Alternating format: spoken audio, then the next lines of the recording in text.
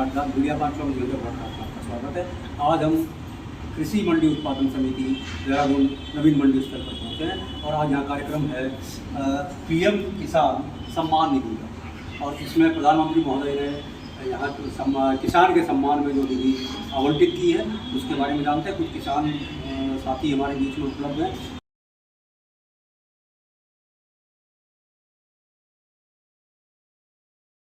और आप अपना परिचय दीजिए, आप कहाँ से आए हैं? क्या नमस्कार, धन्यवाद। मैं आपका न्यूज़ चैनल का करना चाहता हूँ कि आप मेरा संक्षिप्त परिचय दे रहे हैं। मैं आपका तहे दिल से धन्यवाद। मैं ग्राम पंचायत सिंगारी लघु सीमांत मध्यम किसान, मेरे पिताजी भी किसान थे और मैं भी किसान हूँ। पहले हम खेती जो है पारंपरिक तरीके से करते थे और वर्तमान जो हम खेती कर रहे हैं वो नवीनतम जो हमारी टेक्नोलॉजिकल है उसके माध्यम से खेती करते हैं। ये पीएम किसान निधि जो योजना है इसके बारे में आपको जानकारी मिली, क्या प्रधानमंत्री महोदय ने किसानों के हित में क्या इसकी? मैं धन्यवाद करना चाहता हूँ प्रधानमंत्री नरेंद्र मोदी जी का। आज उन्होंने जो है वाराणसी से 9.7 करोड़ लोगों को जो है किसानों को जो है 20 करोड़ रुपए की धनराशि आवंटन की है। और ये एक अच्छी पहल है किसानों के लिए, क्योंकि किसान जो है जो हमारी छोटे छोटे बैंक हैं, जो सहकारी समितियां हैं, उनसे जो है पैसा लेता था, उर्वरक खरीदता था, तो उससे जो है 2000 रुपये की जो किस्त आएगी उससे जो है वो जो हमारी जैविक प्रोडक्ट हैं उनको खरीद सकेगा और अपने खेतों के लिए जो उनको यूज़ कर सकेगा। आपने देखिए कि किसानों के लिए किस तरीके की समस्याएँ पहाड़ी क्षेत्र में, पर्वतीय क्षेत्र में होती हैं, क्योंकि प्लेन की समस्याएं कुछ और है, पहाड़ की समस्याएं कुछ और हैं, और किस तरीके के अनाज आपके यहाँ पर उत्पादन होते हैं? देखो सर, सच्चाई जो है कड़वा हो, मैं सच्चाई अगर बोलूँ आपके सामने, क्योंकि न्यूज चैनल जो है लोकतंत्र का चौथा स्तंभ होता है, और सच्चाई ये है कि वर्तमान समय में जो है आपने देखा होगा कि पहाड़ों में जो है पावर टिलर पहुँच चुके हैं। यहाँ पे बड़े बड़े ट्रैक्टर हैं, वहाँ पे पावर टिलर पहुँच चुके हैं। लोगों ने जो है मवेशियाँ पालना छोड़ दिया है और मवेशी जो है यहाँ शहरों में जो है वो जो है उत्पाद कर रहे हैं। लोगों ने जो है गाड़ियाँ भर भर के जो है वो मवेशी जो बैल हैं, आपकी गायें हैं, जो हमारी पहाड़ी नस्ल की गायें हैं जिनसे अच्छा घी उत्पादन होता था, वो जो है आज लोगों ने सड़कों पर छोड़ दी और लोगों ने जो है पावर टिलर लेके गए। अब उन पावर टिलरों को खेतों में पहुँचाने के लिए पहाड़ी जो हमारा क्षेत्र है वहाँ पे सीढ़ी नुमा खेत है और उनको ले जाने में बड़ी दिक्कतों का सामना करना पड़ रहा है। लोग जो है आज जो है पहाड़ों से पलायन कर रहे हैं। पलायन इसलिए कर रहे हैं शिक्षा, स्वास्थ्य, और पहाड़ों में जो है बंदर, गोणी जिसे लंगूर कहते हैं, भालू, बाघ इत्यादि चीज़ों ने जो है अपना प्रकोप, अपना अड्डा बनाना स्टार्ट कर दिया। क्योंकि जो पूंजीपति लोग हैं, जो पैसे वाले लोग हैं, उन्होंने देहरादून, हरिद्वार, उधम सिंह नगर, आपका हल्द्वानी और इन जगहों पे लोग बसना स्टार्ट कर दिया और पहाड़ धीरे धीरे खाली हो गए। चीफ साहब, आज जो है कार्यक्रम था पीएम सम्मान, जो कृषि पीएम सम्मान निधि के संबंध में, तो क्या कार्यक्रम आयोजित हुआ और किस तरीके से कितने लोग आए इसके बारे में आप विस्तार से बताएं। सबसे पहले मैं आपके चैनल के माध्यम से आपका सबका धन्यवाद देता हूँ। आज जैसे कि सर विदित कि प्रधानमंत्री पीएम किसान सम्मान निधि की 20वीं किस्त जारी हुई, जिसमें कि 21,000 करोड़ 9.5 करोड़ किसानों को जो है उनके खातों में सीधे जो है ट्रांसफ़र हुए हैं।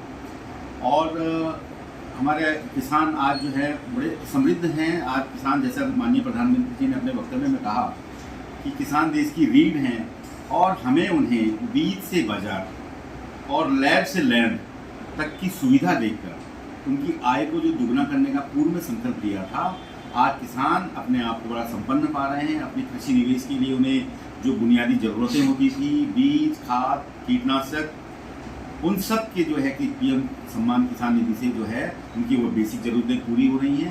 किसान हमारा उत्तरोत्तर जो है वृद्धि करे। आज उत्तर प्रदेश से उन्होंने जो एक पूरे भारतवर्ष के अन्नदाताओं को एक संदेश दिया है, निश्चित तौर पे वो फलीभूत होगा और हमारे अधिक से अधिक किसान लाभान्वित होंगे। और जो उनका वक्तव्य था किसानों को लेकर, अधिकारियों को लेकर, और जो कृषि वैज्ञानिक हैं उन्हें एक टेक्निकल सुविधाएँ, अपनी जो है तकनीकी ज्ञान जो है कृषकों को देकर एक बार फिर से हरित क्रांति के उस दौर को फिर से पुनर्जीवित करने का जो उन्होंने प्रयास किया है, ये निश्चित तौर पे उनके लिए अच्छा संदेश है। ये उत्तराखंड में जो किसान हैं उनकी समस्याओं को लेकर के आप क्या कहेंगे, क्योंकि पीएम मोदी ने वहाँ से घोषणा की है लेकिन उन तक कितने जो है ये सब चीज़ें पहुँच पाती जी जी जी, आज हमारे यहाँ भी आप देख सकते हैं कि करीब हमारे पूरे प्रदेश में पूरी जो है हमारी मंडी समितियों के माध्यम से, विपणन बोर्ड के माध्यम से हर अलग मंडियों में किसान इस कार्यक्रम से जुड़े रहे।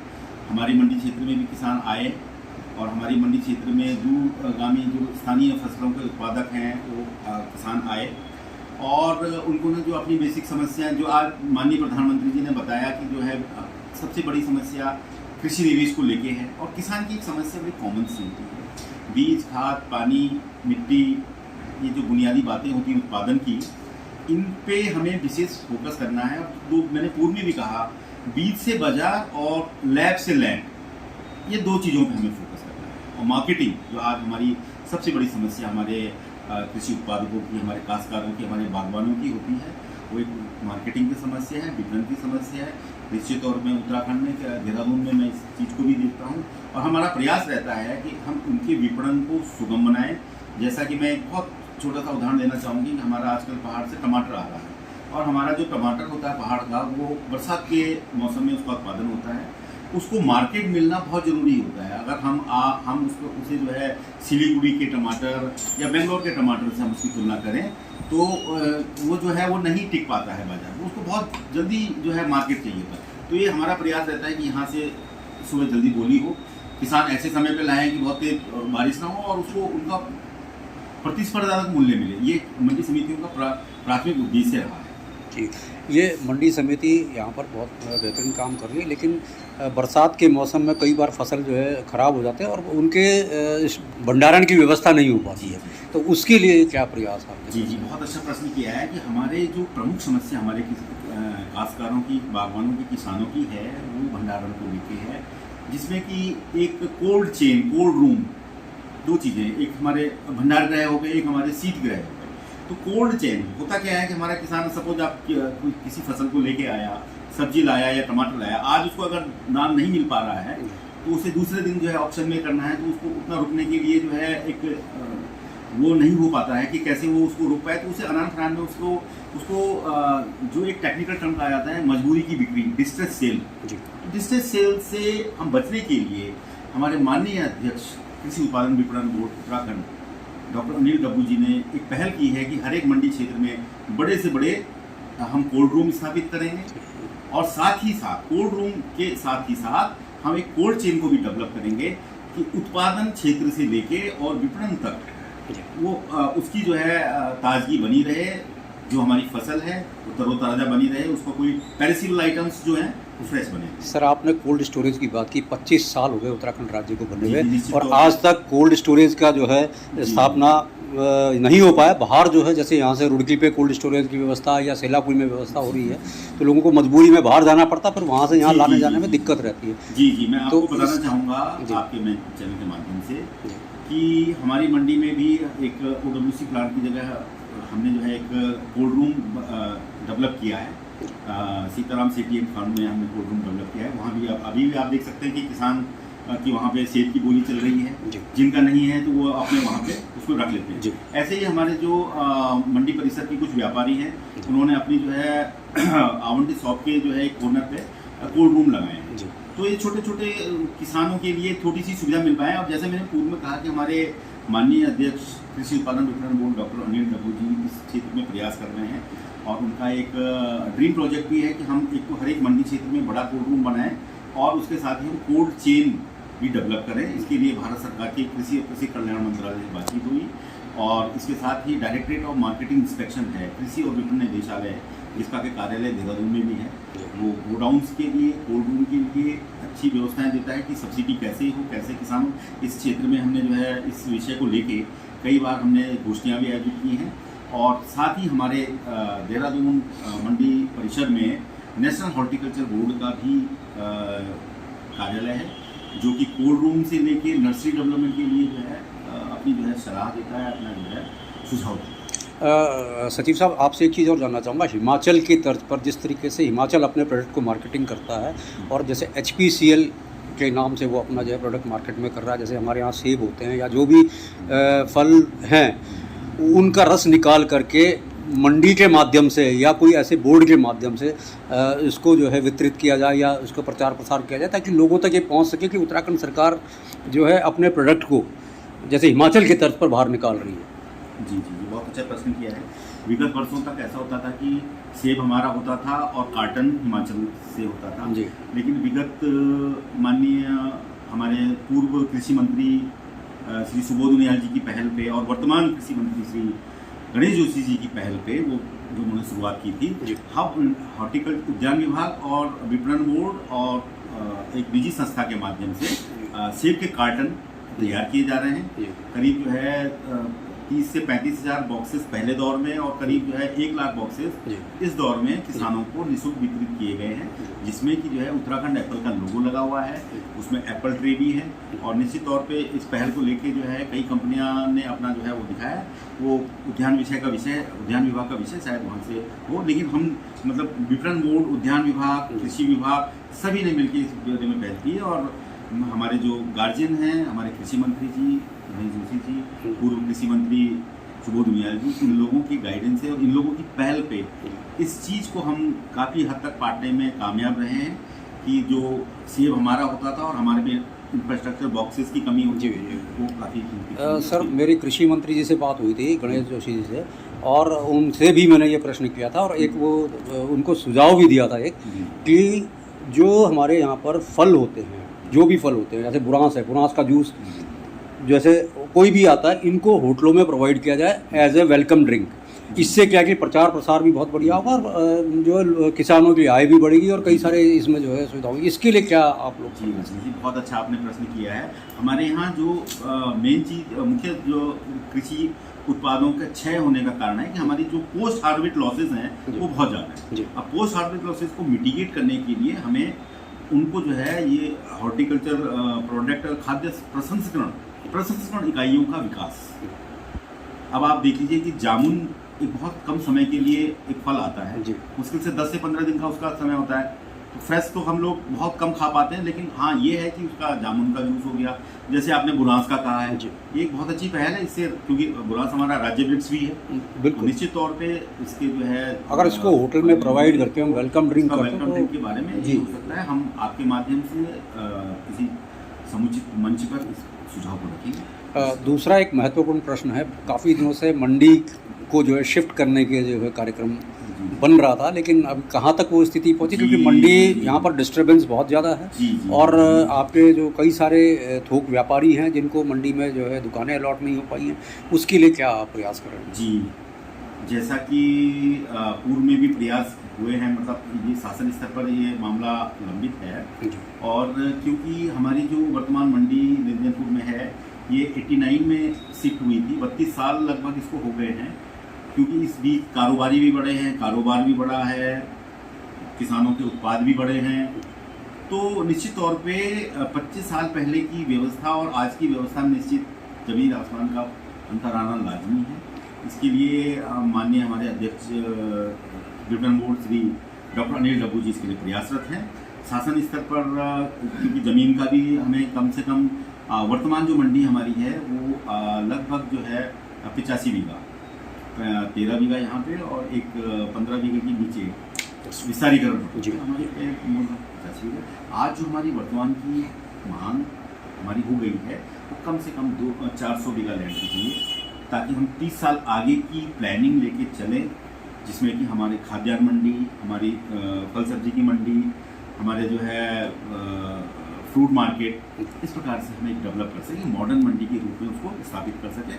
इसके लिए शासन स्तर पर जो है प्रयास जारी हैं।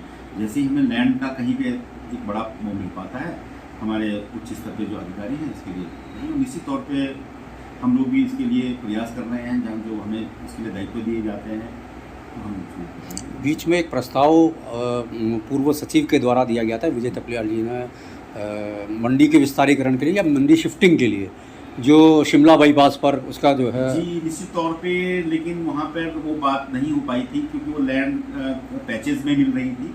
हमें एक बड़ा पैच चाहिए ताकि हम एक मंडी को विस्तारीकरण के रूप में, बड़े पैच के रूप में उसको डेवलप कर सकें। मंडी के लिए 2 शर्तें हैं, वो शहर से बहुत ज़्यादा दूर भी ना हो और एक ऐसे स्थान पे जहाँ की पार्किंग की व्यवस्था हो, जहाँ पे हम आगे के लिए जैसे गाड़ियाँ कोल्ड रूम भी बना सके, जी। भंडारण की व्यवस्था कर जी। सकें, ग्रेडिंग सॉर्टिंग यूनिट्स लगा सकें।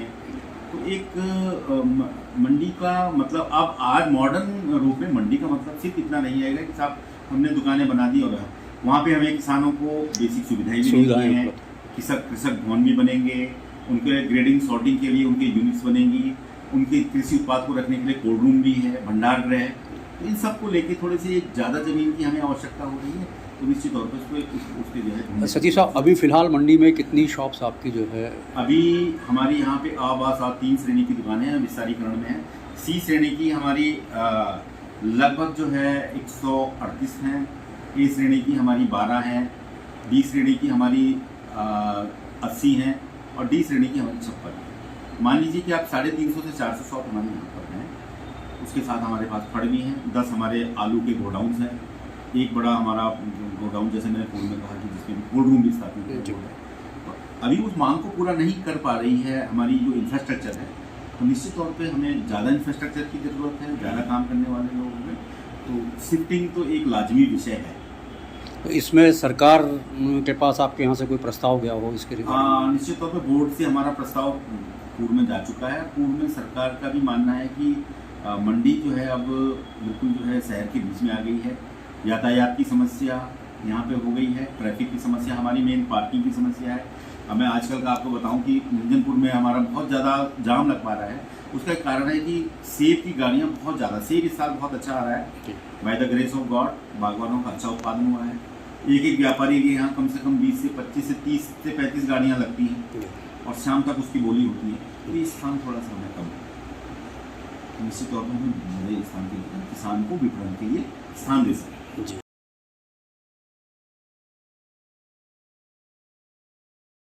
आप सरकार की अपेक्षा आप सरकार से करते हैं कि आपको वहाँ पर किस तरीके की मदद पहुँचाई जाए ताकि वहाँ से पलायन भी रुके और आपका उत्पाद भी बढ़ता है। और आपसे एक चीज़ पूछा जाता है कि कौन कौन से उत्पाद आप वहाँ पर पैदावार किस किस चीज़ की? हमारे क्षेत्र में अदरक, बीज, धनिया, मूली, गाजर और आपका मटर, हमारे यहाँ ऑर्गेनिक जैविक मटर जो है उत्पादित की जाती है। हम आज भी जो है मवेशी पालते हैं, मेरे घर पे जो है गाय बनी हुई है, बदरिश गाय है, और मेरे घर पे बैल है, भैंस है और एक बछड़ा है। और हम आज भी जो है रासायनिक खादों का बिल्कुल भी प्रयोग नहीं करते हैं खेतों में, क्योंकि हम जो उत्पाद हम खेत में उगाते हैं वो हम खुद खाते हैं। जो आदमी खुद खाता है वो दूसरे को भी शुद्ध खाता है। आपसे मैं आपको पूछना है कि सरकार से आप किस तरीके की अपेक्षा करते हैं या मंडी समिति आपको किस तरीके से मदद पहुँचा, वहाँ के किसानों को किस तरीके से हेल्प हो सकती है, क्या चीज़ आप उसमें सरकार से कैसे किया जाए? सर, मैं आपके चैनल के माध्यम से बताना चाहता हूँ, जब कोई व्यक्ति सरकारी विभाग में फंस जाता है और होम डिस्ट्रिक्ट में लगता है, यहाँ देहरादून डिस्ट्रिक्ट में अगर कोई व्यक्ति नौकरी पे लग गया, राज्य कर्मचारी है, तो उसका तो सबसे पहले जो है ट्रांसफ़र की नीति आपको रोकनी होगी। अगर आपका होम डिस्ट्रिक्ट में ही ट्रांसफ़र होता है तो उससे जो है पलायन पहाड़ों से कम होता है। अब देहरादून में उसकी नियुक्ति हुई, उसको भेज दिया आपने जो है रुद्रप्रयाग, चमोली, तो अपने परिवार को लेकर वहाँ जाए। जब उसका होम डिस्ट्रिक्ट में ही वो होगा तो अपने परिवार को वो न्याय पंचायत सभा में ही रखेगा। सबसे बड़ा कारण ये है। अभी आपने न्याय पंचायत की बात की, हाल ही में चुनाव हुए और जैसे मुझे जानकारी मिली है कि आप वहाँ से पंचायत में जो है चुनाव जीत करके आए थे, तो प्रधान आप तो आप अपना बताएं कैसा रहा? देखो, मैं जो हूँ पिछले 10 सालों से लोगों के सुख दुख में रात दिन था। किसी गरीब की कन्या की शादी हो, किसी को कुछ आर्थिक मदद की ज़रूरत हो, मैं अपने स्वयं के संसाधनों से मैंने वो मदद की है। और आज लोगों ने मुझे जो है गांव का प्रधान चुना है, एक गांव का चौकीदार चुना है, और मेरी ड्यूटी है, मेरा कर्तव्य है कि मैं उस चौकीदारी को भरपूर निभाऊँ।